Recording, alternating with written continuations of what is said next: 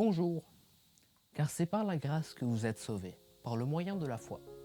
Et cela ne vient pas de vous, c'est le don de Dieu. Ce n'est point par les œuvres, afin que personne ne se glorifie. Éphésiens 2, les versets 8 et 9.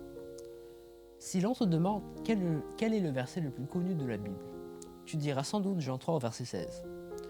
Car Dieu a tant aimé le monde qu'il a donné son Fils unique afin que quiconque croit en lui ne périsse pas, mais qu'il ait la vie éternelle. C'est un verset merveilleux pour lequel nous pouvons continuellement dire merci à Dieu. Il présente le projet divin, son intention. Dieu permet à n'importe qui d'être sauvé du péché et de vivre heureux pour toujours grâce à Jésus. Ce verset est incontournable. J'aimerais partager avec toi un autre passage qui me paraît tout autant important, parce qu'il me semble être le complément du premier verset. Il s'agit d'Éphésiens 2, les versets 8 et 9. Imagine une pièce de monnaie.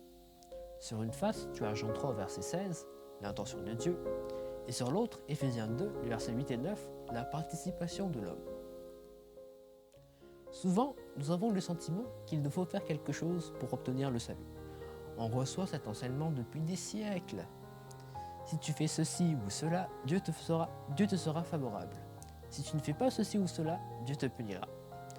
Les versets d'Éphésiens 2, les versets 8 et 9, nous font comprendre que tout est grâce, c'est-à-dire que Dieu me fait un don. Ce que je veux ou peux faire ne pèse pour rien dans mon salut.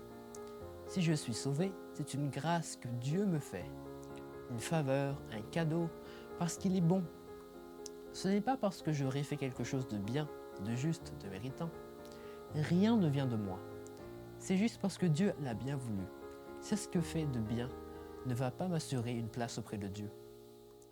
Ma place y est parce qu'il l'a décidé, parce qu'il m'aime, parce qu'il est bon. Ceci nous place tous au même niveau. Les plus forts ne sont pas plus avantagés que les plus faibles. Tu comprends mieux le quiconque de Jean 3, verset 16 ? Notre seule participation, finalement, c'est d'y croire. Croire que Dieu m'aime et est bon pour me sauver. Qui que je sois. Croire qu'il a vraiment réservé ma place auprès de lui, qui que je sois. Cela correspond au « afin que quiconque croit » de Jean 3, verset 16. Croire, ce n'est pas faire, réaliser, fabriquer, mettre la main à la pâte. Croire, c'est accepter, adhérer et se laisser conduire par celui en qui on croit. Il y a quelque temps, mon père m'a demandé d'arranger quelque chose dans la maison. Je lui ai donné mon accord, mais étant occupé à autre chose, je ne l'ai pas fait immédiatement. Quand je suis arrivé pour le faire, je me suis rendu compte qu'il avait déjà commencé. A-t-il cru en ma parole ?